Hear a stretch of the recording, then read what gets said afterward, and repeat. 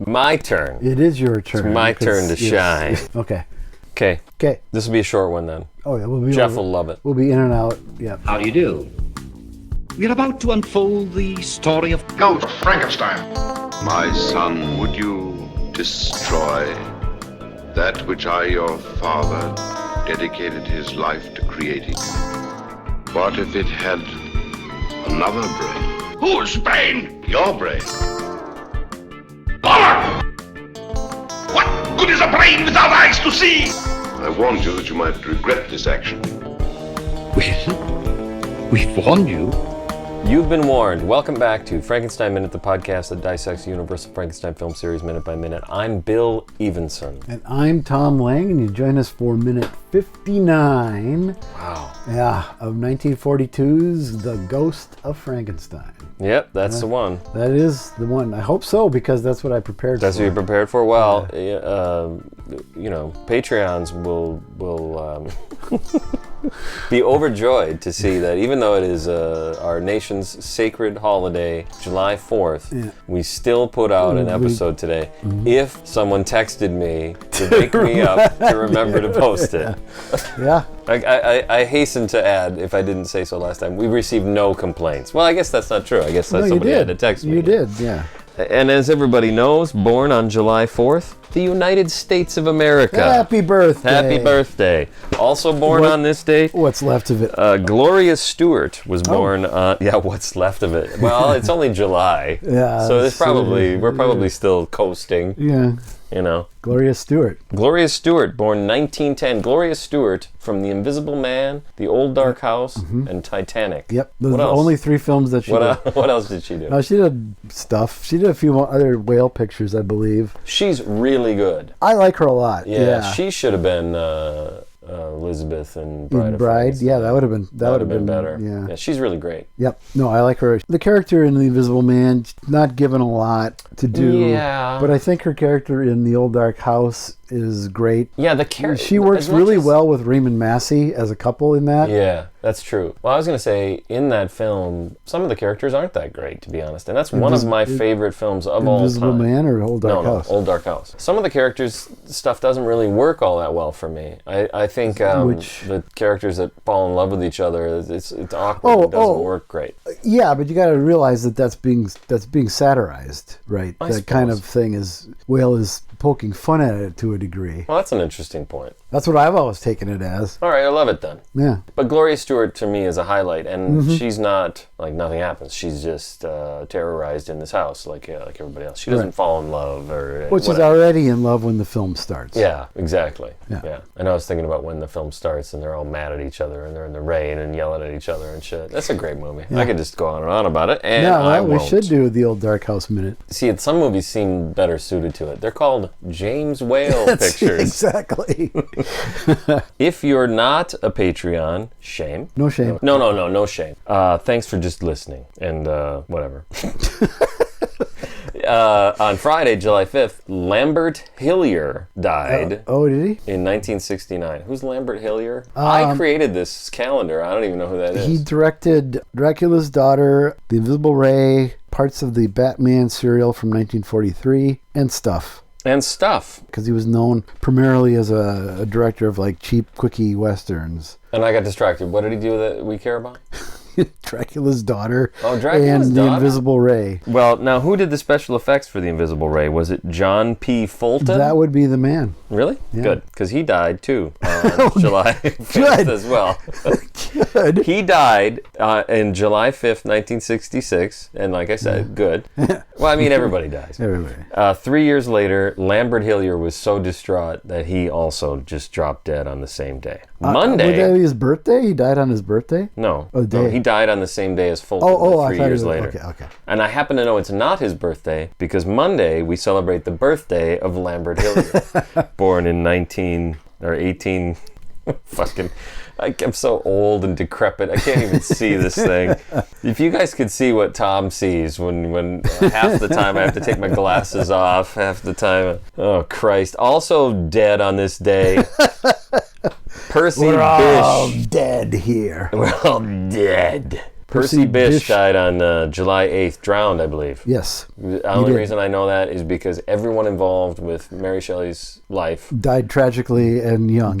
And probably drowned except her. Yep. I mean, she lived to be like 50 something, like old. 53, yeah. Also, we're celebrating the release of The Raven in 1935. Now, this would be The Raven, the 1935 Raven. That came out in 1935. Right, because the 63 one didn't come out till 63. Much later. Yeah. All right, that's it. You're just done? I'm done. With everything? The calendar, I can tell you what I'm doing. Let's see. I got nothing going on that week. July 4th, of course, happens. And then that's it. Yeah, I got nothing. Okay. All right. Join us next week. Thanks to Adam Walsh for inspiring the hit TV series. Too soon. God. We got to stop this, man. We got to take a break. Okay. Minute 59. Yeah. Are you adjusting my mic? No, I've just noticed that the elastic Yeah. holding it in place has come loose in a couple spots. I just was putting it back. Okay. Yeah, Eric leaps into action instantaneously. Yeah. Well, that's why I said last week, it's got to be that he's assigned that guy to monitor that assembly or mob. This has the makings of a mob. Keep an eye on it. Well, I'm trying to do it Bellamy because his voice in this minute, he gets like that when he yells. Like he can't get enough. A little hoarse. He can't get enough oomph in his voice or whatever, so he gets a little hoarse. Yep. And he's on a horse. But I'll have more to say about that next week. He grabs his hat and Basil Rathbone's coat and exactly. Takes off. He's doing a Basil Rathbone. Yeah. But he does it a little better than Basil because he's got the boots and the jodhpurs and the whole deal, and we'll say more about that. But he runs down the stairs past what I swear to you appears to be a painting of a bucolic landscape hanging on the outside of the prosecutor's office. It's probably a window, I think it's but a it looks window, like a painting it does, to me. Yeah. I don't know. There you go. Yep. And he jumps on his horse. Not before we cut, because I don't think it's him getting on the horse. But maybe he runs over to the horse and starts grabbing the reins. And then cuts to a shot of the mob marching along the back lot. Okay. And then it cuts back to someone on the horse. Yeah. Riding off. It's a nice, the shot of the guy riding off on the horse is kind of nice. It's sort of foggy. I wrote spectacular. Yeah, it's a great fucking shot. Gorgeous. It looks better than anything else in the preceding or following 5-10 minutes. Presumably it was a pickup shot. Directed by someone else. Yeah. Yeah, it's great. It's got the great it's got the light in the background. Yeah, it's backlit. That's shining through the fog. It's hazy, yeah. I say fog. It isn't that. It's kind of foggy, I guess. There's got to be some explanation for the haze, I guess. Yeah. But it's beautiful. Yeah, it looks very nice. Something good about Ghost of Frankenstein. Can you use it as the graphic? Sure. Sure. But then put a dick in it somewhere. We return with us now to those thrilling days of yesteryear when from out of the past comes the thundering hoofbeats of the great horse Silver. Town prosecutor Eric Ernst rides again. Nice. Is he looking for lupins or what is he out? Yes, he is. Eric Ernst riding through the night. We're done here. You do a whole song? Oh, Jesus. Eric Ernst. Completely off the rails. Gonna set that Frankenstein right. I don't know. Completely off the rails. We're going to do Ghost of Frankenstein, the musical. Oh. You know it. Puzzled gendarme sort of doffs his cap as Eric rides away. Yeah, I think that's adorable. It's cute. I assume that's just a cute character moment. Yeah. Because the way it's done is silly. And so I feel like it's deliberately silly. Yeah, but again, probably... But in the background, so most people probably don't even notice. Probably just, you would think he would salute. Yeah, it's like a salute, but he's like, hey man, have a good time. I would say it's even cuter than that because I wouldn't even think he'd salute. Yeah. So it's like he's trying to show some kind of respect, but he's just... Or else he's just trying to steal the shot. I guess so. And if so, good for you. Because he totally does. Who is it? Is this Chris Harding? No, I couldn't. I'm trying to think of names. Make up names. Couldn't find anything. Other words together. I'm not sure. Bela Karloff? Is that Bela Karloff? There's a movie, Frankenstein's Castle of Freaks, made in the 70s in Italy. And there's a caveman character, and the credits list him him as Boris Lugosi. Nice. Yeah. Nice. That's a good name. Because Bela actually. Karloff was busy. That's way better than Bela Karloff. Yeah. Bela Karloff actually is a woman's name. So Yeah. There you go. No, wasn't it Della? There was some actual news thing. No, Doris. Doris Karloff was elected to office and then resigned in scandal. Yeah. And I posted about it on Frankenstein Minute Village, and I don't know anybody ever saw it or cared at well, all. if you posted it there, nobody. What it probably looked like spam. Like, this is a mistake. This has nothing to do with Frankenstein. I'm like, come on, people. Her name's Doris Karloff. That's a great name. She probably got elected just because of that. Just because of her name? Yeah. I'm changing my name to Joris, I don't know, Loris? Loris Karloff. Morris Karloff. Morris Karloff. I like that. All right, done. The lone Eric rides up to the mob, heads them off at the pass. Yeah, it's kind of neat. Stop right where you are. Yeah, I can't. Yeah. It's very stilted, I think. It's yeah. Just Bellamy, if this was the only thing I ever saw him in, I would think he was a bad actor. Yeah, that's true. Well, I know he's not, and I generally enjoy his performances, but not in this. Well, it's an interesting time to bring it up because that's all we're going to talk about from here on. From here on out.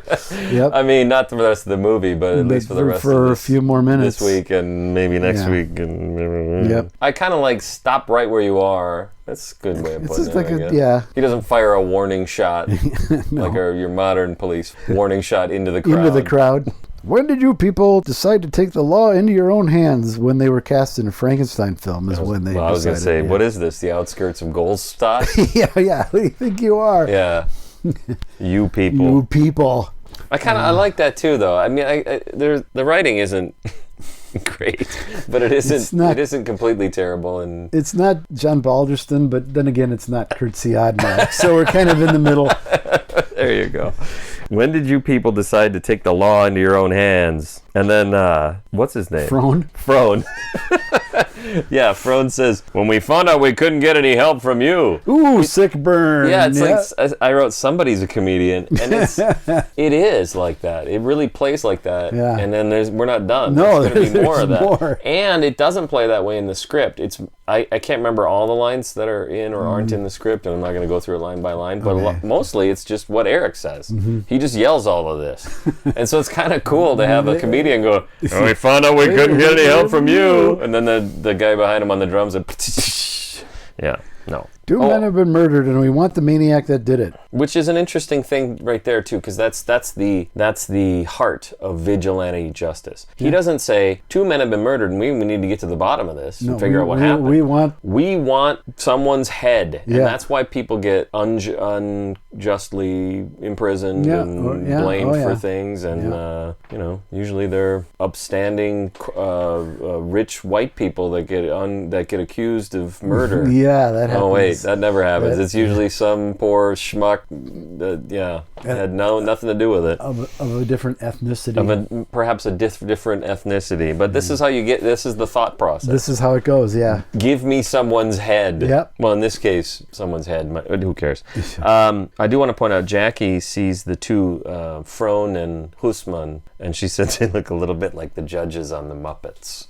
Oh, they're two mustaches. They're kind of smart asses. Yeah. They're kind of responding to everything. I don't know. I kind of like that. Yeah, I like that. Because to me, Husman and Frone do make a kind of a cool little comedy duo. Yeah, they do. They kind of, in this minute, it's pretty funny. In this minute and the previous minute, they kind of bouncing off each other. Absolutely. Yeah. Absolutely. You thought you liked Atwill and Lugosi. Well, wait till you see Husman and Frone. Taking their act out. Who cares? My little child has been stolen. Again, stolen. Yep. The ball was stolen. I'll give you that. Yeah. The blanket was stolen. The child was kidnapped. But maybe they don't have a word for that in German. This is all translated from the original German text. Yeah. The law in Visseria has done everything in its power to apprehend this monster, so nothing. Yeah, because they have no power. Yeah. But does he really think this is going to persuade an angry mob of vigilantes? Yeah, we don't all we can. The law has done everything in its power. Tough bounce. Yeah, dude, that's why we're here. Because you suck. Yep. I mean, I guess. What else is he gonna say? But, yeah. Well, maybe Dr. Frankenstein can tell us where he is. yeah. There we go. Yeah. That's what somebody says that. Yeah. Someone goes, yeah. Now we're talking.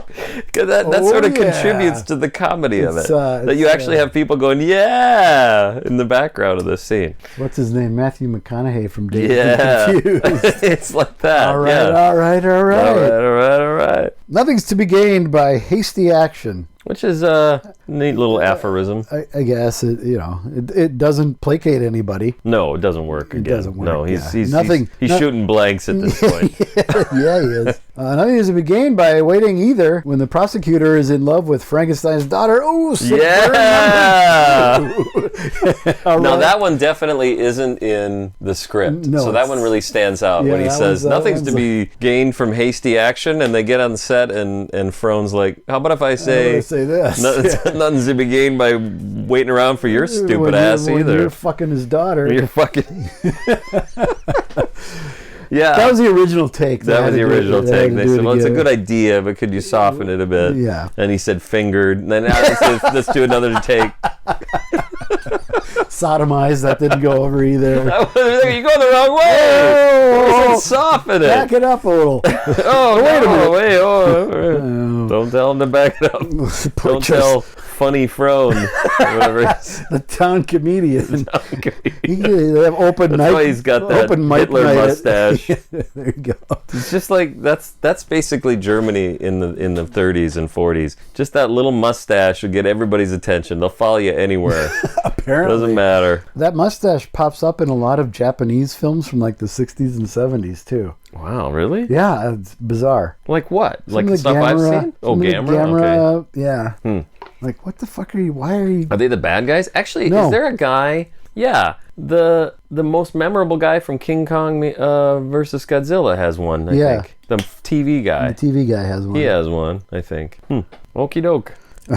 That's nothing to do with my duty. Well, maybe. Again, it makes sense for him to say it. Yeah, I mean, but that's he's contractually bound to say he doth these protest things. too much. Methinks. Yeah. But it is the right thing to say. But he's he's living in a crazy idealized world if he thinks that we, the people of Vasseria, or people nowadays, can just write off something like that when the president, I don't know. Pays off a porn star to win an election. I don't know. That's just off the top of my head. Sure, if were that to happen, that would be something. Yeah. Okay. It shouldn't have anything. Theoretically, a conflict of interest of that type doesn't necessarily mean that the person can't fully execute and perform their duties. It just looks bad, and therefore you recuse yourself, Eric. Yeah. Get off the horse. Bad optics. Get off your high horse. Literally. Yep. Give me a few moments alone with Dr. Frankenstein. I need to tell him I love him. I want to be alone with him. Give me a few moments alone. We need to steal some moments. So that might be a better film. That would be so great if he storms in there. All right, well, actually, I'll have more to say about that, strangely enough, next week. If he is concealing this monster, he must be made to give him up. If he refuses, ... Yeah, it's rare that we get a minute that ends like that. It's nice. I wrote here, I assume he'll be considered under suspicion. I don't know what the hell that means. Maybe I wrote the wrong note. But you're watching. I thought that would be funny, I guess, or presidential. something. I don't know. But if he's concealing this monster, he should be made to give him up. Yeah. And if he refuses, that's what he says. Yeah. So just sort of immediately on board with this idea that we haven't seen Eric. Well, I guess he already went and looked. Eric has been suspicious of Ludwig for quite some time now. Yeah. Ever since they showed up in his library after. Yeah, right. Yep, and then it's odd, I think, that he gave up for 2 weeks. Yeah, 2 weeks is just like, really hanging over this fucking I got movie nothing. now. That's a cold case now. Yeah, I got nothing. Cold case in Vasseria. I got you know how many fucking murders and kidnappings come through here every day? It's a madhouse. You have no idea. Oh, remember that shit with the ball? I got endless. It's fucking endless. kid. Keep up. You know something? Fuck you, people. That'd be fantastic. You don't appreciate me. Guess I'm in this window. Now I'm just talking to myself. Okay. Okay, and that's it for this week's Frankenstein Minute. Thanks to Jacob Walsh. We have whenever I hear his first or last name. We have no comments. Oh! Any more questions, wise ass? It's now time for comments. Brought to you by patreon.com/Frankenstein Minute, where you can sign up at the wise ass level and make comments. And the reason you make comments is I send out a copy of the minutes, just blatantly ignoring copyright infringement. Yep. I'm assuming this is considered fair use if I send you the entire movie 1 minute at a time. Like that's gonna get around. You're gonna go into that's gotta be how this works. You go into Final Cut and put it all together. There you go. That's up to you. Yeah, that's on you. How am I the criminal then? Yeah. Right? Right. How is this my fault? I just gave him the materials. Yep. Mike Herman writes, Frankenmaga. Yeah, that's what's going on. That's exactly what's going on. Honestly, I can root for Bomer and Igor to take over the world if this is the alternative. Actually, you know what? I have bad news. A good and bad news. That's next week's comment. Oops. Fucked up. I read next week's comment by mistake. Can we leave it, or do you think we need some... We'll cut it out if you want. Do we have one? Cut it out. Mike Herman writes... At least Bellamy kind of looks cool and cinematic on the horse. Yeah. Now, I'll say this. I think he does look okay up on the horse. Yeah. But I'll have more to say about that next week. Okay. And that's it. Those are our comments for this week. So let me see if we have any. I did have a comment here. The rest of you wise asses need to step up, man. No, don't berate the wise asses. I'm not berating them. I'm just... They're actually fulfilling our main need. Money. That's awful. they don't... no obligation. There's no obligation, but it would make for a better podcast. Could be. Episode 54, and just where do you think you're going? On YouTube, Donald Motley writes, this is not one of the wise ass comments. We're done with that. We're done with those. Just in case you're not aware of it, the Abbott and Costello TV series you mentioned is available on Blu-ray, beautifully restored in HD from film. I have the set, and the episodes look like movie shorts. Well, fuck you, Motley. Now I gotta go buy a Blu-ray set. Actually, here's the thing about that. I have fond memories of that TV show. They would show it with, they'd show that. They'd show, like, what was it, Burns and Allen? Yeah. You know, that kind of shit. Yeah. I've got the show on DVD, and it looks okay, but yeah, I've heard the Blu-ray is much better. Apparently, now we gotta go get something else. And we could pause while you go to Amazon and. Oh no pause. Well, we might have to after this because my bladder is. Okay, mine too. Actually, Are we done? What time we got? Oh, if you have more. I don't have anything, so I hope we're done. This will be a really short episode. Is it? Okay, let's see if. I know. Facebook comments. I always forget those. Oh yeah. So let's see if we found anything interesting. Peggy, somebody says, "How are you?" I'm good. That was 29 weeks ago. I'm good. That's all she said. So I'm assuming that was spam. Yeah. Actually, this comment came today from Dawn. I won't say the whole name. It's not your Dawn. Different Dawn. D-A-W-N. D-A-W-N, but different D-A-W-N. Dawn writes, and a woman is writing this, just for context. It's not D-O-N, it's I D-A-W-N. just want to say hi, and thanks for this podcast. Oh. I just discovered it recently, and I'm listening to the first season. She put that in quotes, which I think is funny, the way people... Dino said that about episodes. He's like, I call them episodes. I was like, yeah, we call them episodes. Yeah. So I'm years behind, but I'm loving that because I know that there's so much good content just waiting for me. I'll catch up with you one day. So what's great about this, and I didn't do this on purpose, but now it's going to take her years to hear the response. Well, maybe not. I mean, she can listen. She's not going to get that far. She's going to give up halfway through Bride. No, maybe. She could be doing both. Maybe, but also she could be doing multiple episodes a day. That's true. And she could be going through them pretty quickly. Did we ever figure out how many minutes of content we've put out? When we did Could you listen to it 24 hours a day and get through it? And did that interview with Wallace. We figured it out? He told us at that point, and that was, a couple of years ago, how many minutes we had actually done. Well, so we should think of it, because here's the problem with this conversation. It's over, so that's all she said. Okay. I'll catch up with you one day. Well, thank you, Don. We responded, hi, thanks for contacting us. We've received your message and appreciate you reaching out. So that's great most of the time because most of the people that contact us that way aren't even people. They're, they're computer monsters. I think we should remedy that and actually send something. Actually do something. I wonder if I could edit the response. No, I can't edit the response. But yeah, we'll come up with a response. Should we throw it open to the listeners to come up with a response? They probably do a better job than we do. All right. Should I respond to her now? I guess there's no rush. We've got a few years. We've got a few years. All right. So that's one way to contact us. Oh, I see. Then I got other stuff. Comments. Oh, here we go. Oh, interesting. I didn't notice this was there. And it's 2 weeks ago. This is amazing that this has happened. I can't read the name. It's Bell. Weird. This person's name is B-E-L, middle name L-L-A-H. So this seems like a joke, right? Bella? Yeah. Bella? Yeah. But then the last name is J-E-S-I with an umlaut and E. Anyway, hi, I'm from Facebook's support team. Hi. This is an important message from Facebook for admin page. Your page was detected with copyright infringement. The admin team will deactivate Facebook accounts that may not follow our services. Okay. Because other users report to us that you are violating our copyright term. Number 1, sharing photos and videos that violate copyright. Okay. Using fake photos and names. Harming others.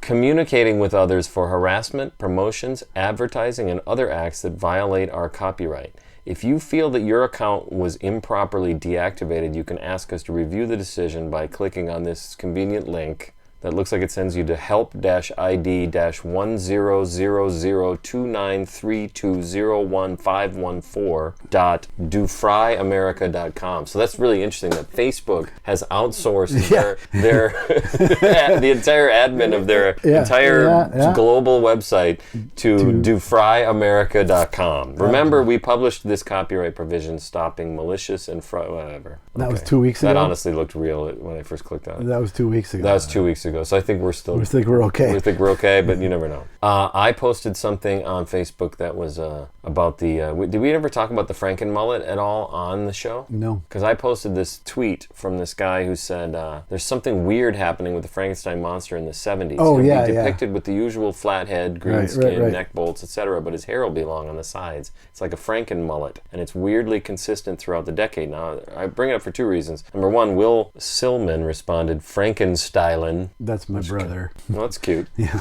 But also, I don't see it here, but you responded, didn't you? Didn't you post something else? I think I responded to you directly because you sent it to me directly. Oh, that could be it. Okay. But yes, that is the case. There was a TV show in the 70s, Saturday morning show called The Monster Squad. Okay. Which I loved at the time because I was like 7 or 8 or 9 or whatever. Yeah. But yeah, the Frankenstein monster on that had the long, like the Anton Chigurh kind of haircut from No Country for Old Men. Okay, yeah, okay. Had that kind of haircut. A couple commercials with Frankenstein monster had that. I've got pictures from the tour that they would do in the 70s at Universal, and you would tour like the effects shop, the makeup department. None of those exist anymore, so you don't get to see those, but they would do a demonstration and they would make somebody up as the monster, and yeah, it had the long, always had the long hair. The long hair on the sides and back.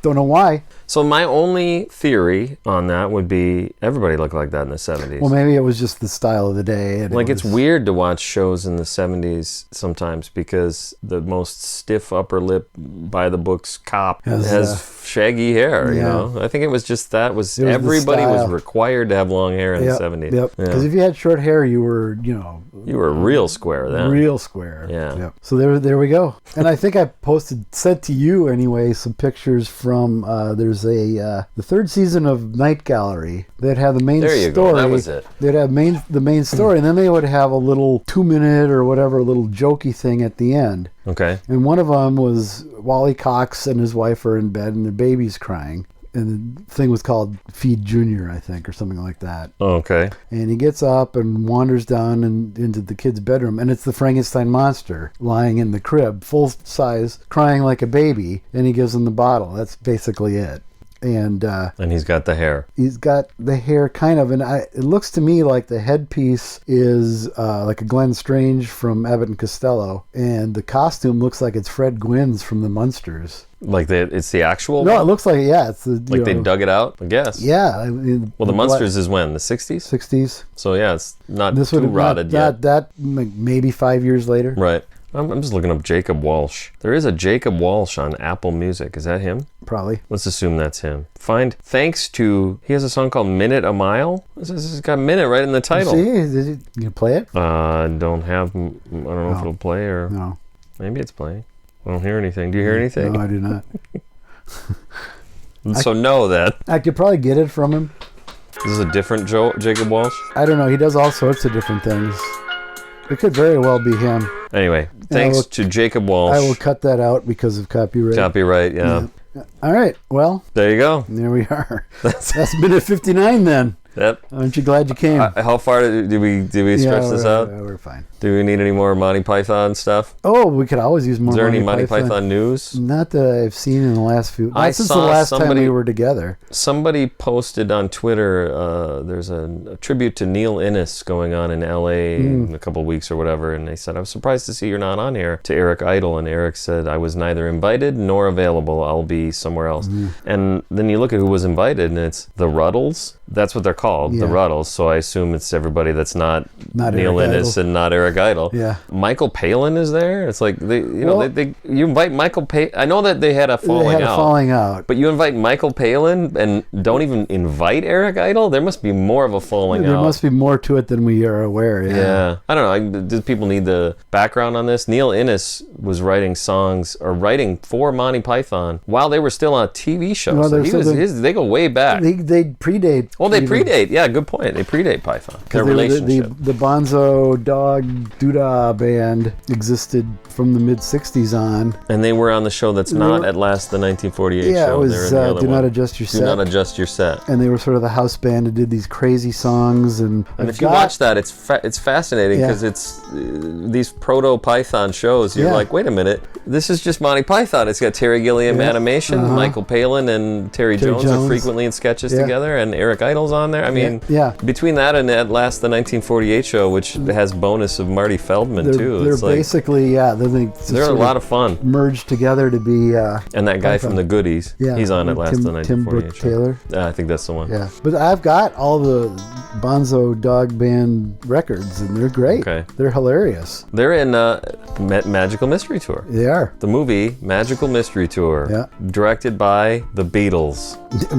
Well, it's funny because that's the credit. If you but supposedly it was read Paul's. about and stuff, it's directed by the Beatles. But yeah, I guess you're right. It's probably more Paul. It's Paul's thing. Yeah, it's more Paul's thing. I guess that's really the only way around it. It's not reasonable to think George and Ringo really had any hand in directing it. Although really cared. Yeah. there are a couple of scenes that you can imagine that John Lennon's influence is there. Yeah. There's a little, honestly, the best parts probably. Yeah, probably. Yeah. All right. Okay, then. Neil Innes, gone too soon. Yep.